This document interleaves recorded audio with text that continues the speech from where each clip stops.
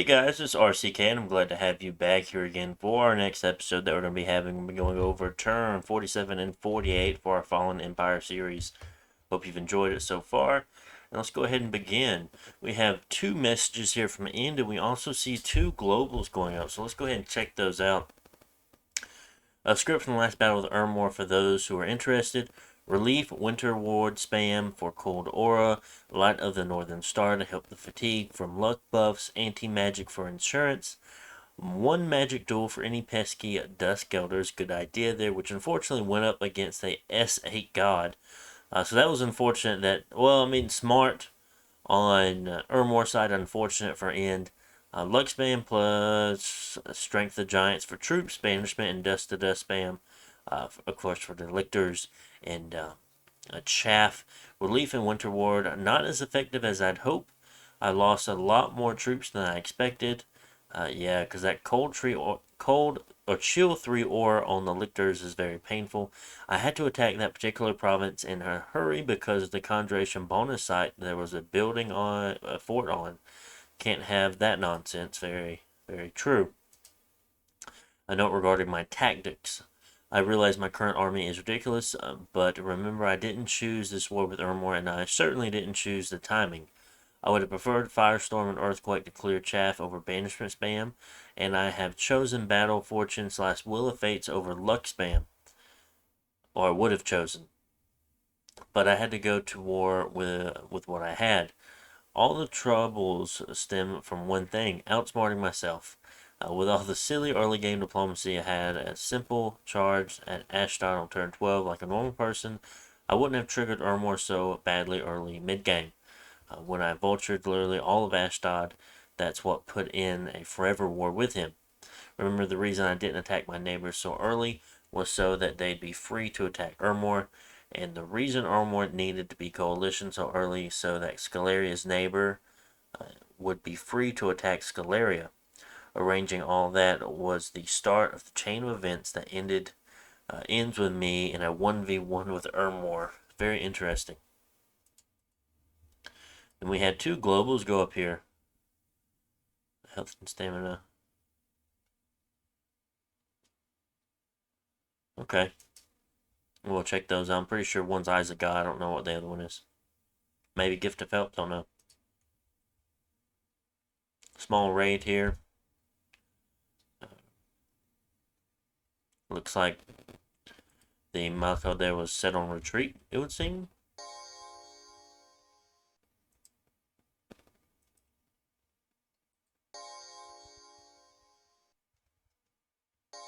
Yeah, it would seem they just left. Yep. Interesting.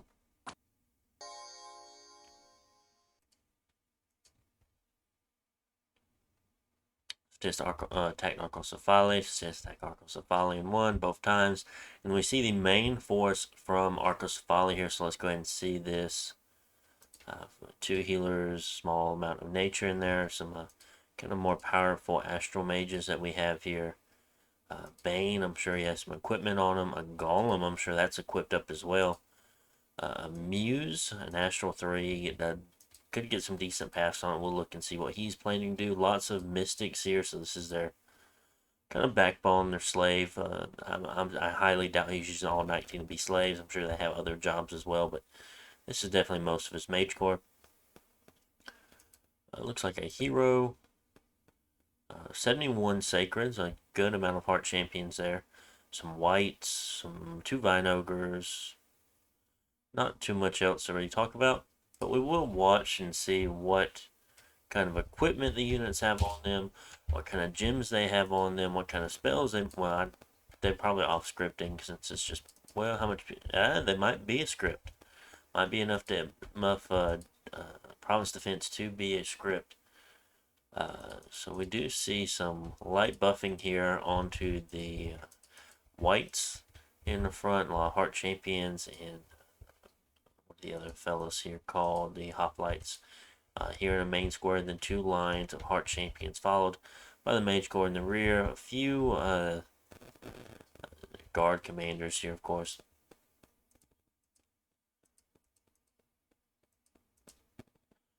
See a couple of Astral Pearls here and there. A lot of astral pulls, to be honest.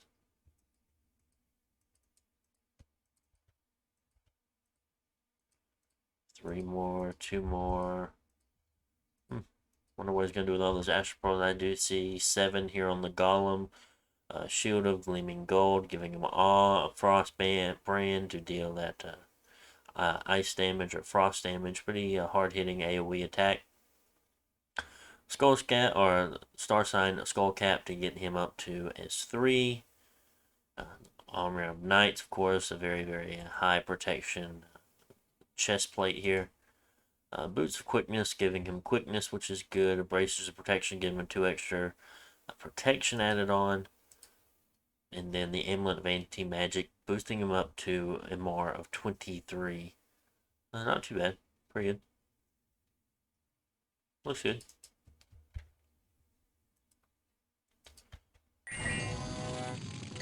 Iron Skin, Communion Slave. So they're going into slaves, casting Body Ethereal on the whites. Slave, Soul Slays. Is he using all these pearls for Soul Slays?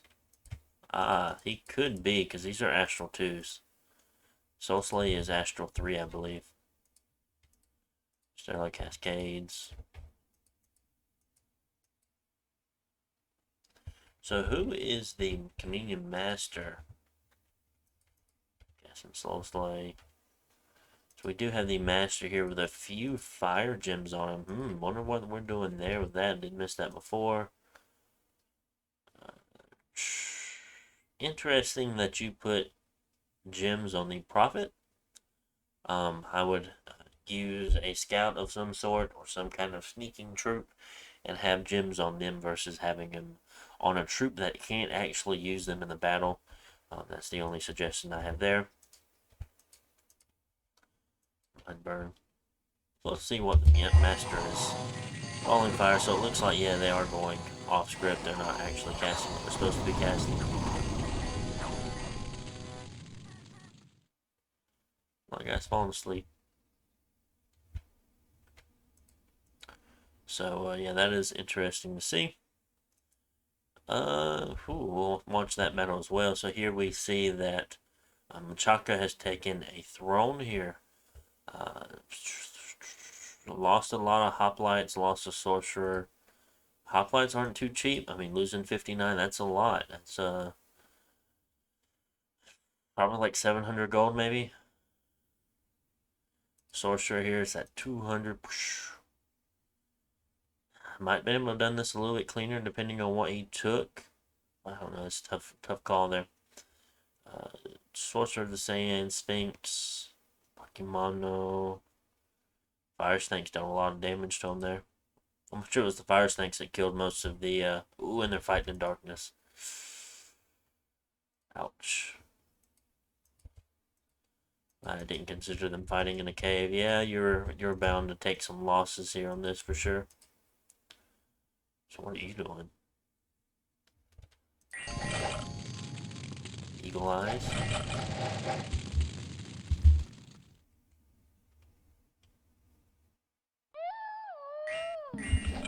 Howl. Wind of Memories. Weapons of Sharpness. Ooh. That's interesting. Legions of Steel. I don't remember what. Wind of Memories Holy, never mind. Oh, Weapons of Sharpness. Okay. We'll see at what level he is for that. I can't remember off the top of my head. This must be a long casting spell here because he hasn't actually cast yet. Probably like Ritter. No, Shadow Blast. That's why he casts the Eagle Eyes. Ooh, okay. A little underwhelming. But these lions do have a decent amount of HP. Their Pierce and Slash resistance. The shadows really won't do anything against the Shadow Blast here. Doesn't matter too much. This must. I wonder if this is the one he lost. It could possibly be the one he lost. There might be one back here. Surprised to see the Sphinx not use any of its gems really.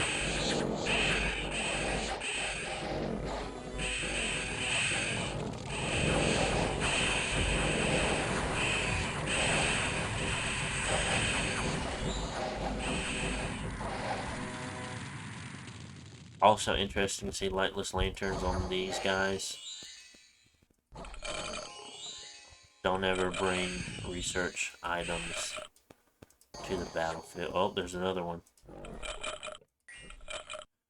More than likely, you could do a much better use for him by taking it off this unit and putting it on another mage that is currently researching.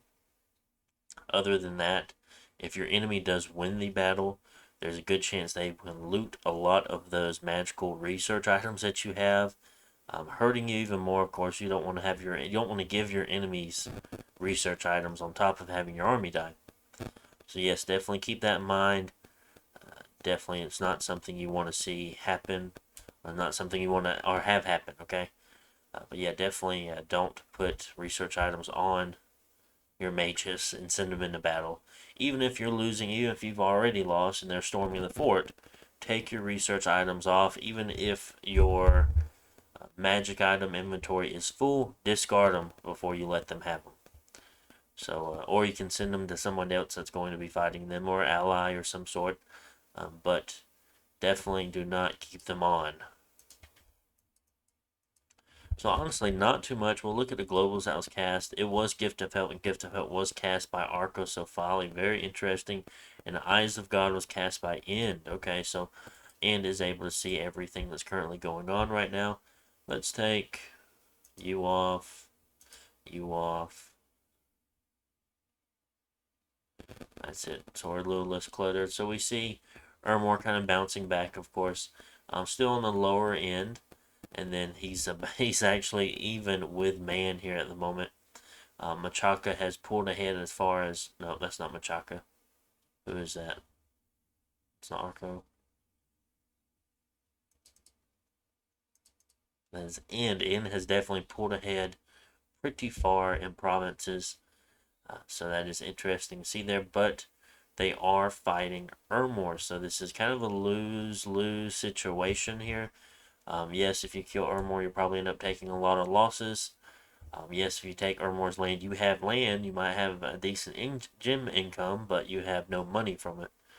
So it makes it difficult to rebuild an army from provinces that give you nothing. Kind of middle of the pack here, we have Arcosophali. We have Arcosophali, Machaka, Abizia, and Satis. They're all kind of very even there in the middle. So that is interesting to see. As far as research goes, we see Arcosophali has a huge research boost or research advantage here over N. So that is more. I think it's more than double the amount of research that N currently has. And Machaka here coming in second place. Not too far off, but you do see them starting to kind of taper off from Arcosophali. And then we have the rest of the fellows down here being End, Satis, Abizia, and Man. And then, of course, Ermor in very last place here. Actually, I have more research than Ermor does. See my little line there? It's a very, very hard to see, but let's see. You can see it kind of light up. We have more. So that's interesting. And this is all the researchers that we have. We do have some decent lore masters. We only get 152 per turn. And these guys only give us 1 research point per turn. So that is very interesting to see there. But that is turn 47. Let's go and look at turn 48 quickly. Hopefully we'll have this to be a shorter video if there's not too many battles in 48 to talk about. Play the game. Alright, so 2 more messages from End here. 2 notes regarding the Ermorian War here. First note, the reason for the war with Ermor, or rather my war with Ermor as opposed to an early coalition war, was to guard my gains in Ashdod. I did not think he'd give me peace until I dealt with a decisive blow.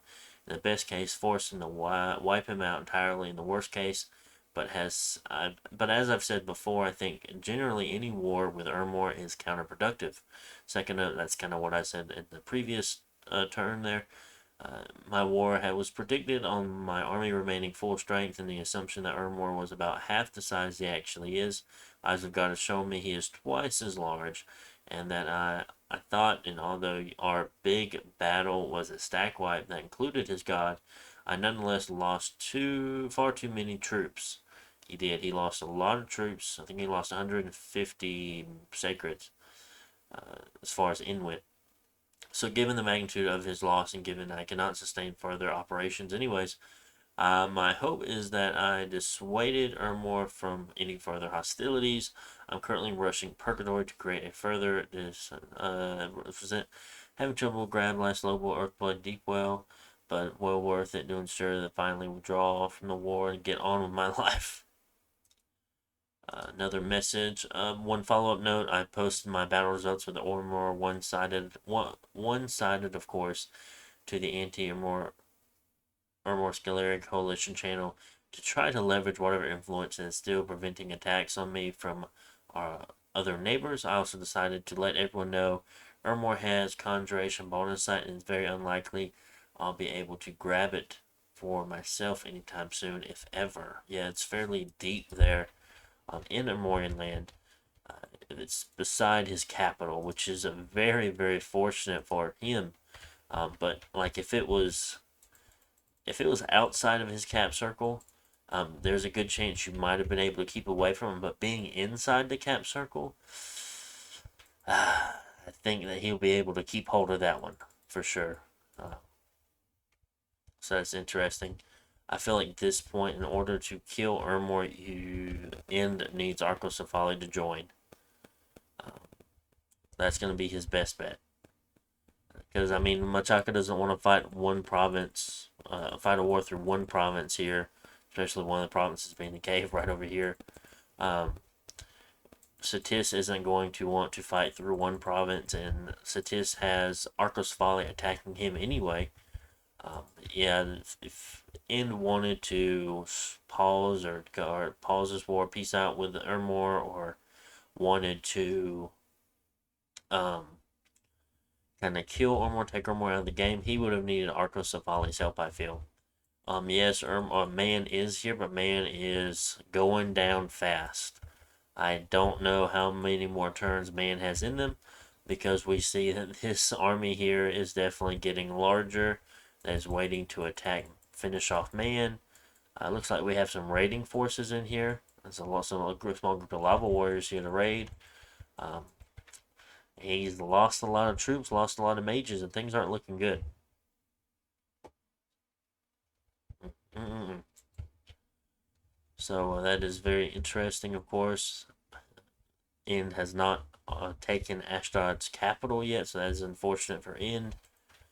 That would have been nice to secure. Definitely help with the income, getting a little bit more income, help with rebuilding his army.